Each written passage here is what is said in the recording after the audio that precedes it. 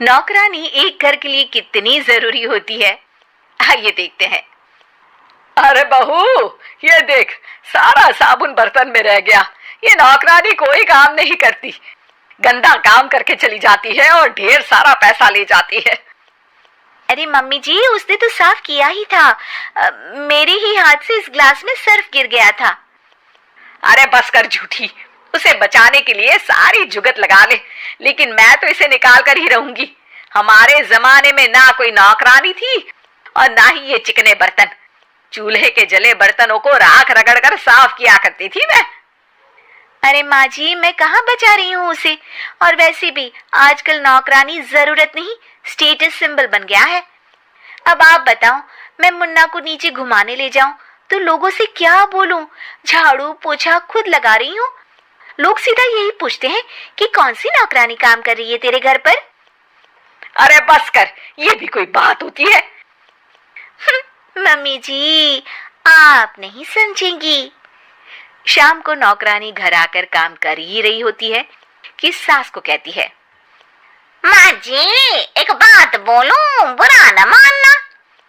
अरे वैसे तो मुझे तेरी शक्ल ही पसंद नहीं है, बात क्या खाक पसंद आएगी। अरे माँ जी, सुन तो लीजिए क्या कह रही है।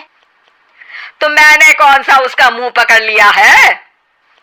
अरे माँ जी, वो लाल साड़ी पहनती हो ना पहना करो।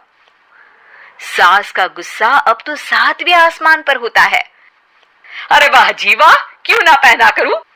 और तू होती कौन है ये बताने वाली कि मैं क्या पहनूं क्या ना पहनूं? अरे माँ जी, पूरी बात तो सुन लो, वो बोलना क्या चाह रही है। अरे बुरा न मानो आंटी जी। अरे कौन है आंटी? अपनी उम्र देखी है तूने? 2-4 साल ही छोटी होगी मुझसे और मुझे आंटी बोल रही है। बहू सर पर हाथ रख लेती है। अरे अच्छी खासी उम्र दराज हो और आंटी ना बोलूं? मैं तुम्हारी बहू से भी 4 साल छोटी हूँ। क्यों दीदी? बोलती भी क्या, एक तरफ सास यानी पति की माँ, तो दूसरी तरफ नौकरानी जिसके बिना घर का काम नहीं चल सकता। वो दरअसल माँ जी की शादी भी बहुत जल्दी हो गई थी ना। अच्छा ये झगड़ा छोड़ो, ये बताओ तुम माँ जी को लाल साड़ी पहनने से क्यों मना कर रही हो?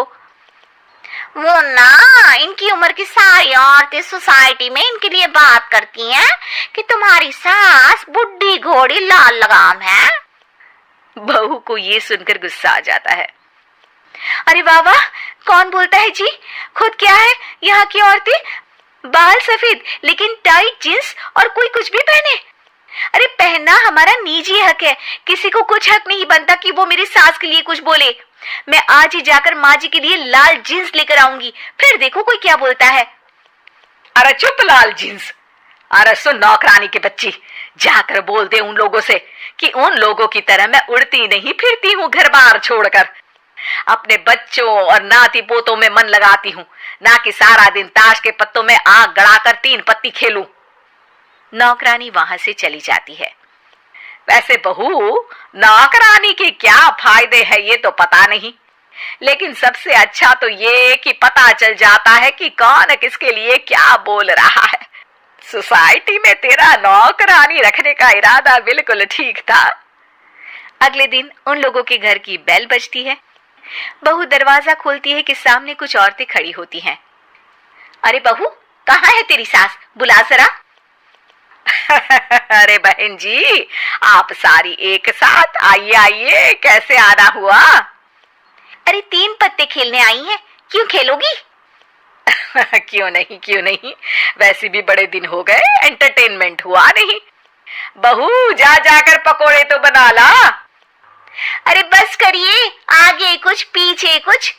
वैसे तो कहती है कि परिवार पर ध्यान देती है, हमारी तरह 3 पत्तियां नहीं खेलती। हमने कौन सा परिवार छोड़ दिया? सास सक पका जाती है। अब ये किसने कहा? मैं तो कहती हूँ कि मैं भी थोड़ा बाहर निकलूं। आपने ही तो कमला नौकरानी से ये सारी बात की थी।